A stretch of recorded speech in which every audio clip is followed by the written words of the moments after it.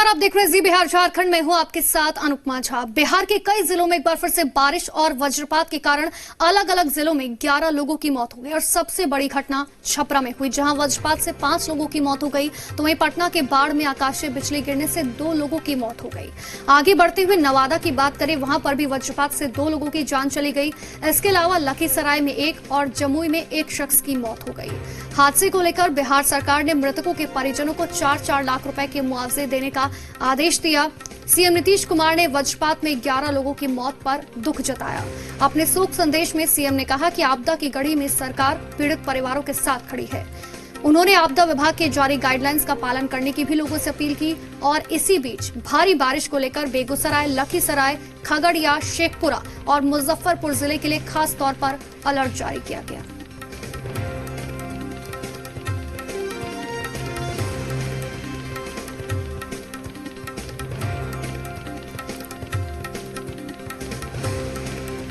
तो छपरा में बिजली गिरने से 5 लोगों की मौत हो गई, जबकि 4 लोग इसमें गंभीर रूप से घायल बताए जा रहे हैं। घायलों को जिले के अलग अलग अस्पतालों में भर्ती कराया गया। आपको ये बता दें कि गरखा इलाके के महमदा बथानी गांव में तेज बारिश से आकाशीय बिजली गिरी, जिसमें 3 लोगों की मौत हो गई।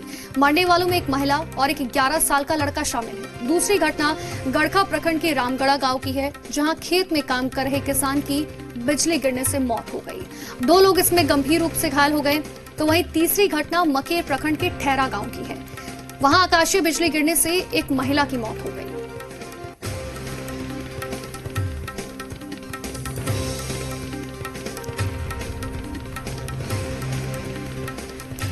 तो पटना में बाढ़ के पंडारक प्रखंड में वज्रपात से 2 लोगों की मौत हो गई। पहली घटना पूर्वी पंचायत के गोपीकता गांव की बताई जा रही है, जहां बारिश के कारण वज्रपात से 15 साल के लड़के की जान चली गई। बारिश के दौरान लड़का अपने घर के बाहर पेड़ के नीचे खड़ा हुआ था। दूसरी घटना बिहारी बेघा पंचायत की है, जहां 38 साल के शख्स की आकाशीय बिजली की चपेट में आने से मौत हो गई। ये शख्स अपने घर के छत पर मोबाइल पर बात कर रहा था और तभी उस पर बिजली गिर पड़ी। उसकी मौके पर ही मौत हो गई।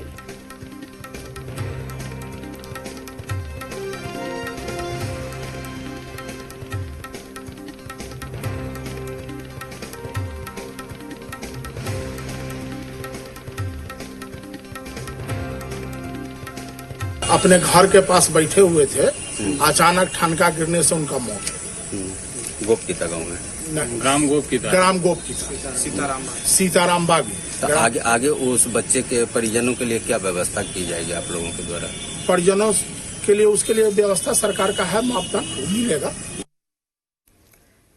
तो वहीं नेपाल के तराई में हो रही भारी बारिश के कारण अधवारा समूह की नदियां उफान पर हैं, जिसकी वजह से दरभंगा के कई इलाकों में बाढ़ जैसे हालात बन गए। मंगलवार को सिंहवाड़ा प्रखंड के वाजिदपुर और टेकटार के बीच धौंस नदी पर बना चचरी पुल बाढ़ के पानी में बह गया। इसी की वजह से आसपास के कम से कम 20 गांव के लोगों का इलाके के मुख्य बाजार और रेलवे स्टेशन टेकटार से संपर्क टूट गया। टेकटार बाजार से पूर्व की तरफ कम से कम 20 गांव के लोगों का रेलवे स्टेशन और बाजार जाने का एकमात्र साधन ये चचरी पुल ही था, और इसके बह जाने से उनके सामने एक विकट समस्या पैदा हो गई। फिलहाल कोई भी नाव नहीं चल रही कि उन्हें थोड़ी सी राहत मिल सके। और देखिए, एक्सक्लूसिव तस्वीरें आपको दिखा रहे हैं। इस पुल के टूट जाने से लोगों के सामने कितनी परेशानियां आ रही हैं, क्योंकि अब कोई भी रास्ता नहीं बचा है कि आखिर वो बाजार तक या फिर स्टेशन तक किस तरीके से जाएं। अपनी जान को जोखिम में डालकर किसी तरीके से लोग कोशिश तो जरूर कर रहे हैं, लेकिन सारी कोशिशें नाकाम साबित हो रही हैं।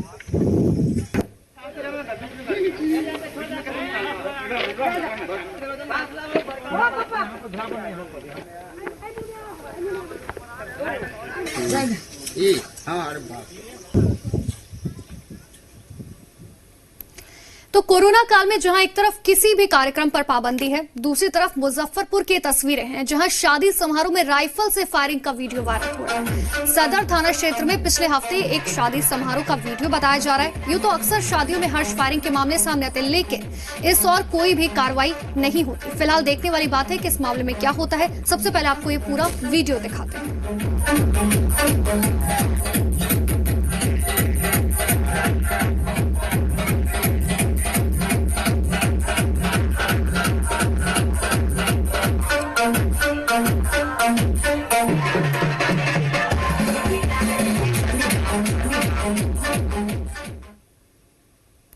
पूर्णिया में कतिया पुल के नीचे से सैकड़ों राशन कार्ड मिले। मामला कस्बा प्रखंड के बरेटा पंचायत का है, जहां ग्रामीणों ने पुल के पास से पानी में कागज बहते देखा। जब लोगों ने इन कागजों को निकाला तो पता चला कि वो सारे राशन कार्ड थे। बड़ी संख्या में मिले ये राशन कार्ड गरीबों तक पहुंचने थे, लेकिन वो इस तरह पानी में मिले, जिससे कई सवाल खड़े हो गए। पहला सवाल तो ये उठता है कि राशन कार्ड पुल के नीचे आखिर पहुंचे कैसे। अब आपको जी बिहार झारखंड के सवाल दिखा रहे हैं, जो कई सवाल भी खड़े कर रहा है। पहला सवाल यही कि राशन कार्ड आखिर पुल के नीचे कैसे पहुंचे। दूसरा, ये राशन कार्ड किसके नाम से है। राशन कार्ड जरूरतमंदों तक क्यों नहीं पहुंचे। प्रशासन ने आखिर पूरे मामले पर चुप्पी क्यों साधी हुई है, और ऐसी लापरवाही की जिम्मेदारी आखिर कौन लेगा। और इस पूरे मामले के बारे में जब प्रखंड विकास पदाधिकारी से पूछा गया तो उन्होंने कुछ भी बताने से इनकार कर दिया।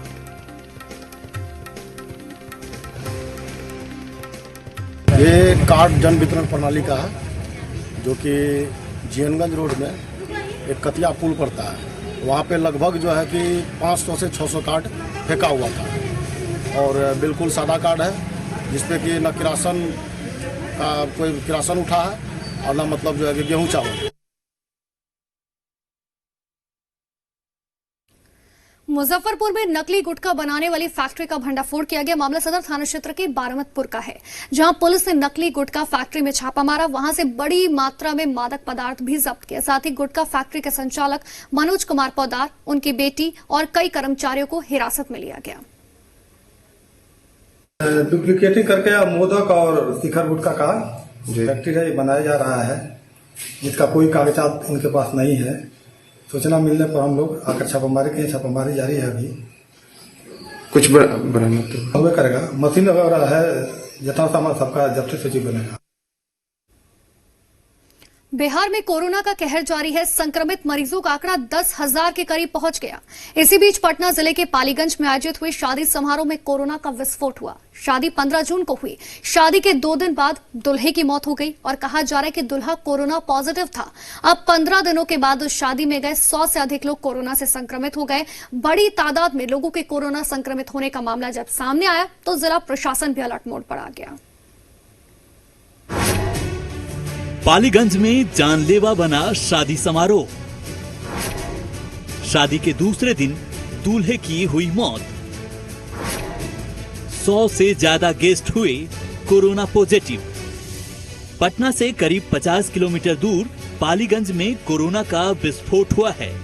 शादी समारोह का आयोजन अब भारी पड़ने लगा है। कहिए तो जानलेवा साबित हुआ है शादी समारोह। शादी के 2 दिन बाद दूल्हे की मौत हो गई। अब 100 से ज्यादा गेस्ट कोरोना के चपेट में आ गए हैं।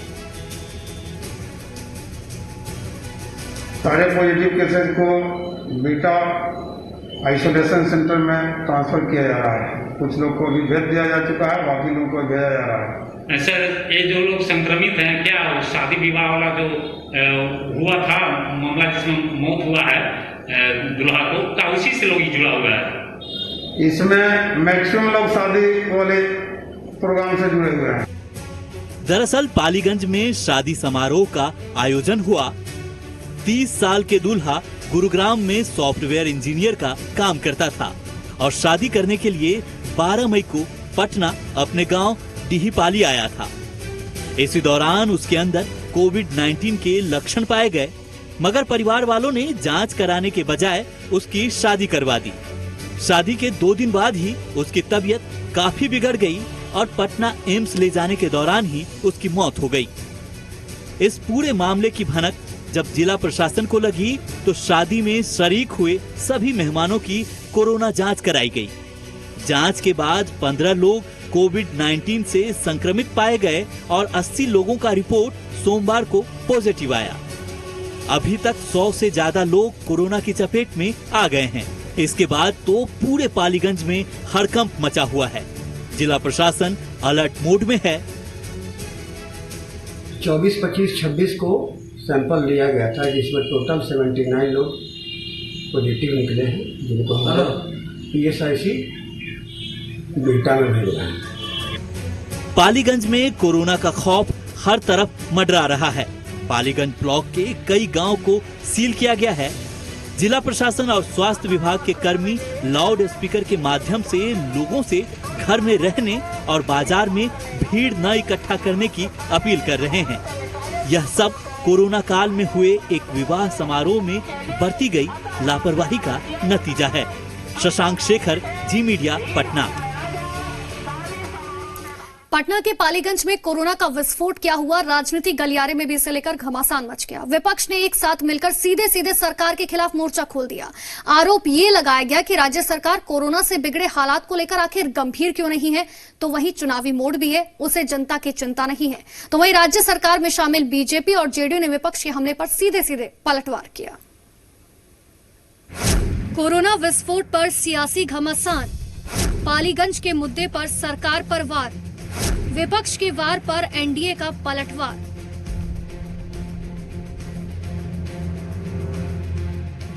पालीगंज में हुए कोरोना के विस्फोट की गूंज सियासी गलियारे में सुनाई दे रही है। विपक्ष ने सीधे सीधे सरकार के खिलाफ मोर्चा खोल दिया और आरोप ये लगाया है कि कोरोना के खिलाफ सरकार के सारे प्रोग्राम फेल हो गए। तो बचाव में उतरी सरकार ने भी सफाई दी और ये कहा कि कोरोना के खिलाफ हम मुस्तैदी से लड़ाई लड़ रहे हैं। अब 111 आदमी वो बारात में, पाली में 111 आदमी और 129 आदमी पटना जिला में, तो इस तरीका का कोरोना इस तरीका का भयावह बनती जा रही है। और ये लोग जो है कि अपना तमाशाबीन बन करके बैठे हैं। बिहार सरकार, केंद्र सरकार हर संभव प्रयास कर रही है कि वो इस तरह से चीजों को रोका जाए। सवाल सिर्फ पालीगंज में हुए कोरोना संक्रमण का नहीं है, सवाल पूरे बिहार का है। विपक्ष बार बार सरकार से पूछ रहा है कि जांच का दायरा क्यों नहीं बढ़ाया जा रहा, लेकिन सत्ता पक्ष को लगता है कि सरकार का हर कदम काबिले तारीफ है। अगर बिहार में प्रॉपर्ली जांच हो जाए तो लाखों की संख्या में यहाँ मरीज मिलेंगे। अब तो मोहल्ले, गांव, टोला, वो एक तरह से कम्युनिटी संक्रमण होता जा रहा है और सरकार इस तरह से लाइटली ले रही है। मैं समझता हूँ कहीं से भी अच्छी स्थिति बिहार की जनता के लिए नहीं। कांग्रेस पार्टी की दिक्कत है कि वो दिमाग जो है ना, वो 90 के दशक में छोड़ आए, उसके बाद दिमाग नहीं आया कांग्रेस पार्टी में, इसीलिए आज ये दशा हो गई है। कांग्रेसियों को ये भी बता दीजिएगा कि बिहार में अब तक 2.25 लाख टेस्टिंग हो चुके हैं और कल से हम 15,000 करेंगे। उनका तो जांच करने का फायदा है नहीं, क्योंकि कांग्रेस खुद ही कोरोना है, तो उनका क्या जांच करें। और यहाँ सरकार को तो हम बार बार कह रहे हैं, यहाँ सरकार में बैठे हुए लोगों को कोरोना से लड़ना चाहिए। तो ये लोग अपनी चुनावी तैयारी कर रहे हैं, इनको चुनाव की चिंता है, ना कि लोगों की चिंता। दरअसल बिहार में कोरोना का आंकड़ा जिस तेजी से फैल रहा है वो हर किसी के लिए चिंता का सबब बना हुआ है। सरकार हर मुमकिन कोशिश कर रही है कि लोगों को कोरोना से सुरक्षित रखा जाए, लेकिन सरकार की कोशिशों पर ही विपक्ष बार बार सवाल उठा रहा है। पटना से आशुतोष चंद्रा के साथ ब्यूरो रिपोर्ट, जी मीडिया। बिहार में कोरोना तेजी से पैर पसार रहा है। पटना के पालीगंज में कोरोना का विस्फोट हुआ, जहां 100 से अधिक लोग कोरोना पॉजिटिव पाए गए। राज्य में पिछले 24 घंटे में 5 मरीजों की कोरोना से मौत हो गई और मरने वालों का आंकड़ा 68 तक पहुंच गया। राज्य में 243 नए केस मिले, जिसके बाद कोरोना संक्रमितों की संख्या अब बढ़कर 9,988 हो गई। पिछले 24 घंटे में 170 लोग संक्रमण मुक्त भी हुए, जिसके बाद पॉजिटिव से नेगेटिव होने वालों की संख्या अब 7,544 हो गई। राज्य में कोरोना संक्रमण के कुल 2,374 एक्टिव केस रह गए। लेकिन नए मामलों की बात करें तो कोरोना की जद में कांग्रेस के विधायक आनंद शंकर भी आ चुके हैं। विधायक भी कुछ दिन पहले ही कांग्रेस विधानमंडल दल की बैठक में शामिल हुए थे। आरा के एसपी भी कोरोना पॉजिटिव होने के बाद उनके संपर्क में आने वाले आधा से दर्जन पत्रकार आइसोलेशन में चले गए। पटना के गोविंद मित्रा रोड की दवा मंडी 3 दिन के बजाय सिर्फ 1 दिन के लिए बंद रहेगी। पहले यहां से कोरोना संक्रमित मरीज मिलने के बाद 3 दिन के लिए मंडी बंद करने का फैसला लिया गया था, लेकिन अब सैनिटाइजेशन के बाद दवा मंडी कल से खुल जाएगी।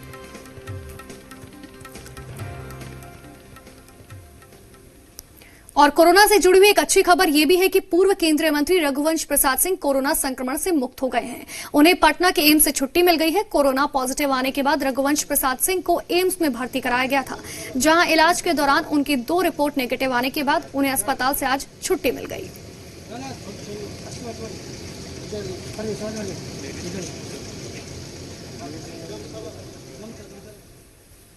प्रधानमंत्री नरेंद्र मोदी ने आज देश को संबोधित किया। अपने भाषण में कई अहम बातों का जिक्र किया। उन्होंने कहा, कोरोना के संकट काल में भारत की स्थिति काफी बेहतर है, लेकिन आज जब हमें ज्यादा सतर्कता की जरूरत है तो लापरवाही बढ़ना बहुत ही चिंता की बात है। पीएम मोदी ने प्रधानमंत्री गरीब कल्याण अन्न योजना को नवंबर तक बढ़ाने का ऐलान किया, जिससे करोड़ों गरीबों को फायदा मिलेगा। यानी कि अब नवंबर तक गरीबों को मुफ्त राशन मिलेगा। साथ ही पीएम ने यह भी कहा कि जल्द ही one nation one ration card की योजना को अमली जामा पहनाया जाएगा। 3 महीने का राशन यानी परिवार के हर सदस्य को 5 किलो गेहूं या चावल मुफ्त दिया गया। इसके अतिरिक्त प्रति परिवार हर महीने 1 किलो दाल भी मुफ्त दी गई। भारत में भी स्थानीय प्रशासन को इसी चुस्ती से काम करना चाहिए। ये 130 करोड़ देशवासियों के जीवन की रक्षा करने का अभियान है। One nation one ration card, इसका सबसे बड़ा लाभ उन गरीब साथियों को मिलेगा जो रोजगार या दूसरी आवश्यकताओं के लिए अपना गांव छोड़ करके कहीं और जाते हैं। तो वही बाद में पीएम मोदी ने अपनी घोषणाओं के संबंध में भोजपुरी में भी ट्वीट किया। आपको उनका ट्वीट दिखाते हैं। और ये ट्वीट पीएम मोदी की तरफ से किया गया, जिसमें प्रधानमंत्री नरेंद्र मोदी ने भोजपुरी में जो है ये ट्वीट किया और साथ ही जो घोषणाएं उनकी तरफ से की गई उन सभी चीजों का जिक्र किया गया।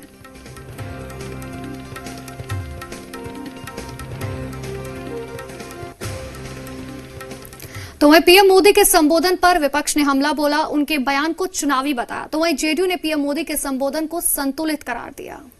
मैं समझता हूं कि देश में किसी को भी ये संदेश समग्र नहीं लगा होगा। कहीं न कहीं कमी रही है बहुत बड़े। गरीब कल्याण योजना को नवंबर और छठ पूजा जैसे शब्दों से जोड़कर बढ़ाने के बजाय आप पेट्रोल डीजल की कीमत कम कीजिए, गरीबों को उनके खाते में 10,000 रुपया भेजिए और उन्हें अगले 6 महीने तक मुफ्त अनाज देने का कदम उठाइए, तो कांग्रेस पार्टी उस कदम का स्वागत करेगी। कुल मिलाकर के ये काफी संतुलित अभिभाषण था और हर उद्बोधन में उन्होंने देश के लिए कई बड़े फैसले लिए। आज भी उन्होंने देश को निराश नहीं किया। इन योजनाओं के ऐलान से लोगों को काफी मदद मिलेगी। बिहार विधानसभा चुनाव में इस बार ऐसे नियम और व्यवस्थाएं होंगी जो पहली बार लागू होंगी। इन्हीं में से एक नियम ये भी है कि दागी उम्मीदवारों को चुनने पर राजनीतिक दलों को कारण बताना होगा। साथ ही बिहार निर्वाचन आयोग ने इसके लिए 150 पंजीकृत दलों को चिट्ठी भी लिखी है। निर्वाचन आयोग के इस पहल का स्वागत हर दल ने किया, लेकिन पिछले आंकड़ों का क्या, जहां हर दल से दागियों को विधानसभा भेजा गया? क्या राजनीतिक दलों की यह मंशा है कि साफ सुथरे छवि के कैंडिडेट को वो संसदीय राजनीति में भेज सके, या फिर ये नियम बस नाम के लिए है? दरअसल जमीन पर इसका असर कितना होगा ये सभी दलों को मालूम है। दागियों को टिकट दिया तो बताना होगा कारण। बिहार चुनाव में पहली बार लागू होगी व्यवस्था। दलों ने किया स्वागत, लेकिन आंकड़ों का क्या?